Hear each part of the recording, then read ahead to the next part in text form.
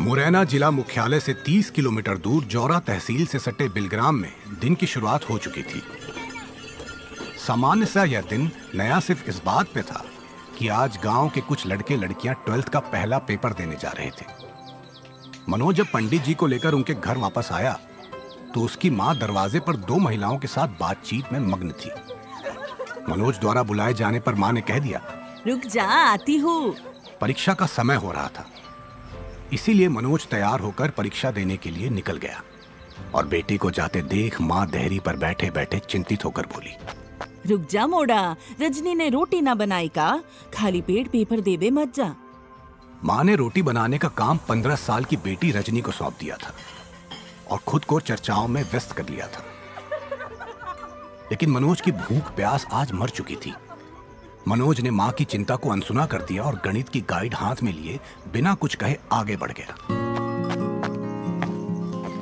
यह गांव तहसील को जिले से जोड़ने वाली सड़क के किनारे बसा था, इसीलिए आवागमन की सुविधा की दृष्टि से भाग्यशाली था। हर 10 मिनट में मुरैना से जौरा और जौरा से मुरैना आने जाने वाली बसें इस गांव से गुजरती थीं। सुबह के 9 बजे बिलग्राम की पुलिया पर सवारियों की भीड़ बढ़ने लगी। मनोज पुलिया के पास बने मंदिर में हनुमान जी की मूर्ति के सामने जाकर बुदबुदाया, हे हनुमान जी, गणित में बेड़ा पार लगा दीजो, तुम्हारे सहारे है।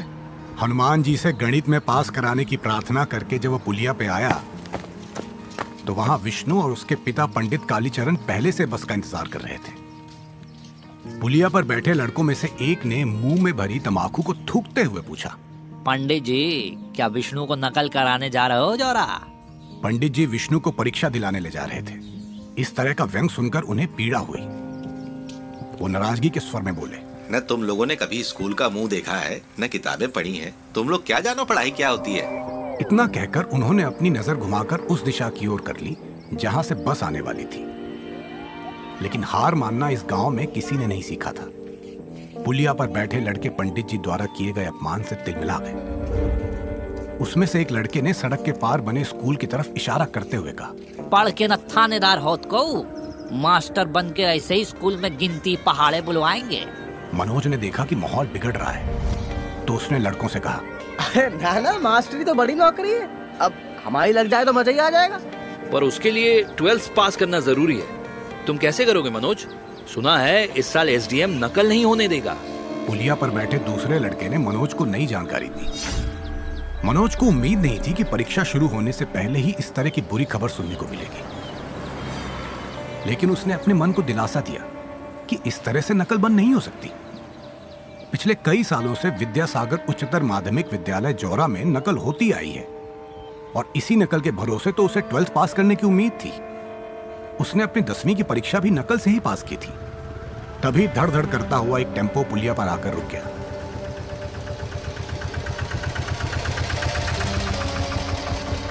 टेम्पो की आवाज सुनकर मनोज अपने विचारों से बाहर आया।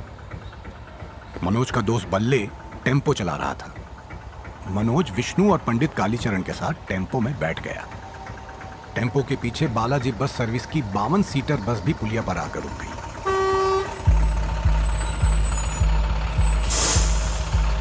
बस में लगभग 70 सवारियां भरी हुई थी। फिर भी उसके 20 साल के दुबले पतले कंडक्टर को बल्ले का 3 सवारियों को अपने टेम्पो में बिठाना अखर गया। कंडक्टर ने बल्ले से दबंग और धमकी भरी आवाज में कहा, क्यों रे, कितनी सवारी बिठाएगा रे? 3 एक्स्ट्रा बिठाई लई हैं, उतार भी ने, बे मेरी सवारी है। पिछले कुछ महीनों से सड़क पर 3-4 टेम्पो चलने लगे थे। बस ऑपरेटरों को इस बढ़ती प्रतियोगिता से आर्थिक नुकसान हो रहा था, इसीलिए बस और टेम्पो के संघर्ष बढ़ने लगे थे। तू काम कर अपनो, जे मेरे काम है, बस न चल पावेगी तेरी। बल्ले अपने गांव में शेर बन गया, लेकिन बालाजी बस का मालिक धन और राजनीति से ताकतवर था। आरटीओ और थानेदार आर्थिक लाभ के बदले उसे संरक्षण देते थे, इसीलिए उसका स्टाफ सीमा से अधिक सवारी ढोना अपना विशेषाधिकार मानता था।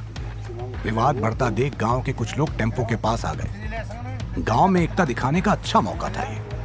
दुश्मन का पड़ला भारी होते देख बस में बैठे ड्राइवर ने कंडक्टर को वापस बुला लिया।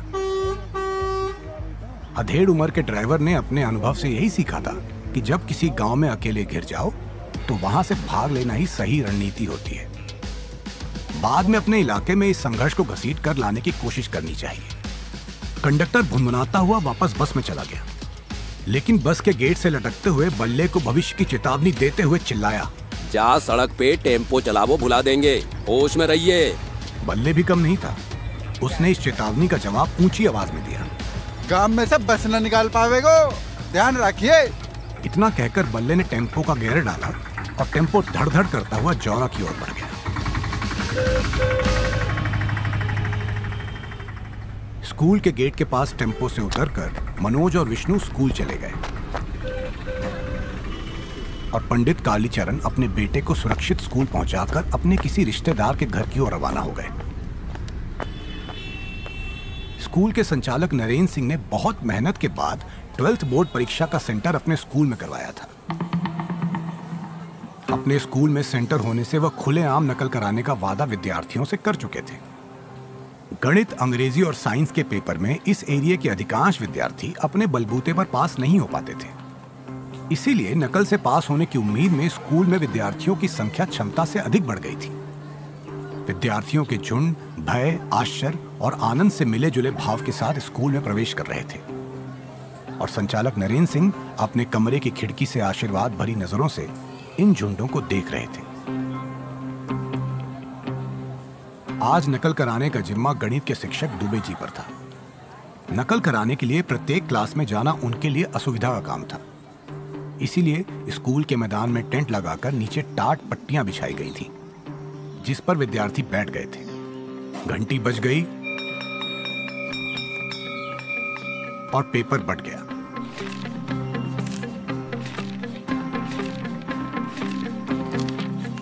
पेपर को एक दो बार अनजानी निगाहों से देखने के बाद मनोज ने पेपर जमीन पर रख दिया और गणित के सर दुबे जी का इंतजार करने लगा।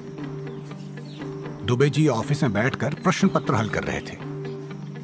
एक प्रश्न हल करने के बाद उसे ब्लैक बोर्ड पर उतरवाना और फिर दूसरे उत्तर की सप्लाई करना मेहनत और योग्यता का काम था।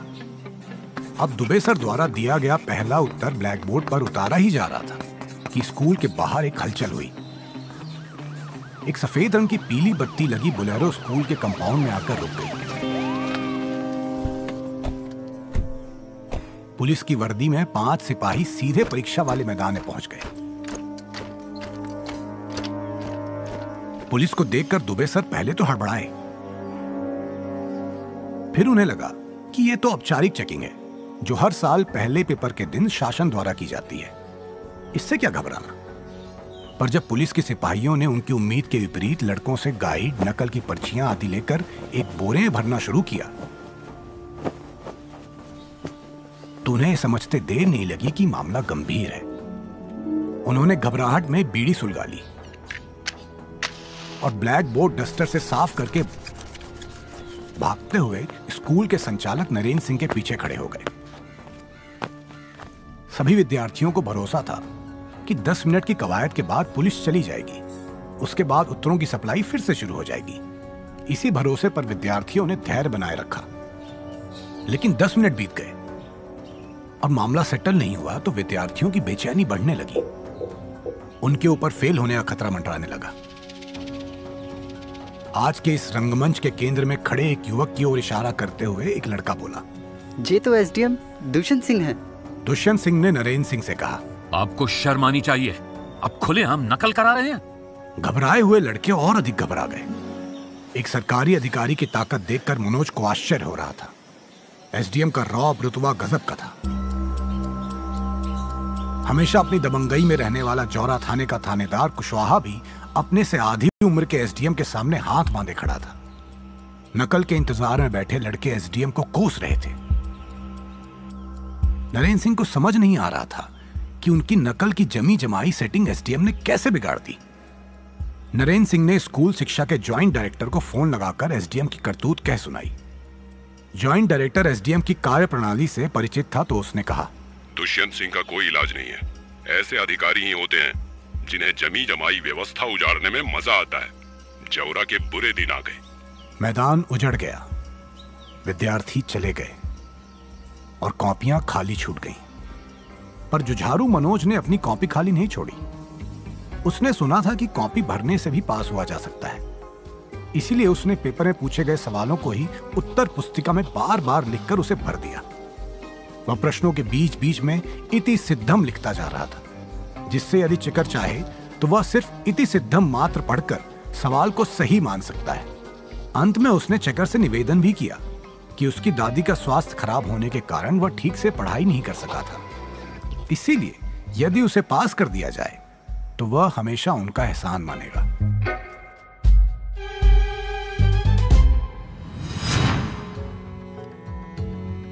सरकारी ताकत का रुतबा आपके लिए 10 रुपए का क्या मोल है? आप कहेंगे कुछ नहीं, क्योंकि इस महंगाई के दौर में 10 रुपए में आता ही क्या है। लेकिन इसी 10 रुपए की वजह से मनोज को मिली है अपने जीवन की पहली सीख, और सीख भी कुछ ऐसी जिसने उसका साथ जीवन के अंत तक नहीं छोड़ा।